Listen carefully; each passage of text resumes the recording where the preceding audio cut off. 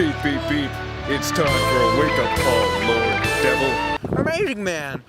What's wrong with you? I'm here to stop you. No, I get that, but, why'd you have to destroy that skyscraper? It was completely unnecessary. I need to stop you immediately. But you just killed, so many people. I didn't see that. What are you talking about? It's the middle of the day. You're telling me people weren't in that skyscraper right now? Sometimes when a hero is called in to save the day, he's got to do what he's got to do. I mean, have you seen The Avengers or Man of Steel? I'm glad you brought that up. I was actually watching a video by screenwriter Max Landis the other day. I got to thinking about some things. Let's just compare the situation to those movies. Why not? Sure, in those movies, the heroes stopped the bad guy. But that caused a lot of destruction to the city and led to a lot of death of thousands of people. I mean, sure, but... No, you really got me started now. I'm kind of a comic book movie geek. Wait, a bloodthirsty freak of nature like you reads? You should surprised how much free time you have in hell.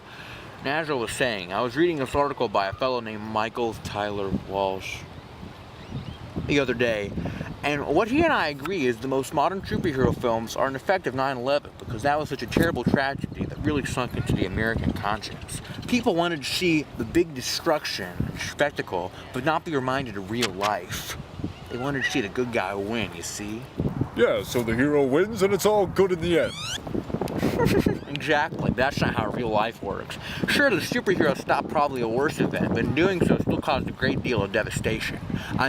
Let's compare real life to the movies. 9/11 caused about $55 billion worth of damage, and 3,000 deaths about. That's awful! But in Man of Steel, Superman caused a lot of destruction, according to disaster expert Charles Watson. In real life, Superman would have caused an estimated $75 billion in damages to Metropolis, with a death toll of at least 129,000 people. Well, in defense of the movie, the director, Zack Snyder, said he was trying to go for a more godlike feel, like right out of the Greek epic poems. That's all fine and dandy, but those were written thousands of years ago. Things have changed a little bit, especially regarding society's view on death and destruction. Plus, the major difference was that those poems are spoken or read, while these movies are seen visually by impressionable children. Come on, it's just a movie. Classic hero versus villain fare. It's meant to be entertainment, not Shakespeare or some old book. But you just said... You're a friggin' asshole. Never mind. I understand you just want to have some fun watching these movies, right? Or subconsciously, the action distances you from death. So, you think large-scale destruction is okay. You see a building topple in the news, and you think nothing of it. When someone asks you your opinion on war, you flat out say we should nuke the enemy, without taking into account that they're people with lives. Sure, those movies are escapist entertainment designed to make people happy and forget about reality for 2 hours. If the result is not considering the gravity of so much death, then wouldn't you consider these superhero films to be at least somewhat negligent? But let's be honest, how can a superhero film take itself that seriously? We're grown men running around in this. Kids eat that shit up. They want their play with their action figures and to pretend to be me. Not to think about how the moral implications of me knocking down a building may or may not have murdered a couple innocent people. Ignorance is bliss. But that's the problem. There's a great read by Scott Batackman that talks a bit about this. The comics for these heroes are much darker and get into much deeper territory instead of this fluffy crap. That's just to say blockbuster stuff. And even some movies actually manage to tackle the subjects, and make them smarter than your average hero. I'm not saying all movies are bad.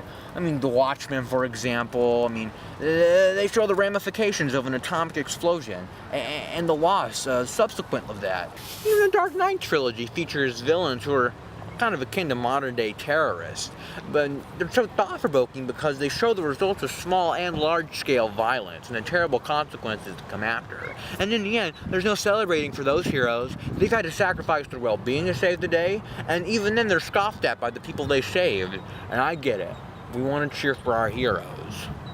But there needs to be a middle ground. I saw a movie the other week with my grandkid, Captain America Winter Soldier. It was a pretty good job of showing, brutal deaths and some rather disturbing stuff for a Marvel movie, I'd have to say. And, they know how to treat their audiences like rational thinkers instead of dollar bills. You know, I never really thought about it like that. I guess I'll really have to put thought into the movies I watch. Well, moving on. City saved. Hurt no living thing, ladybird nor butterfly, nor moth with dusty wing, nor cricket chirping cheerily, nor grasshopper so light of leap, nor dancing gnat, nor beetle fat, nor harmless worms that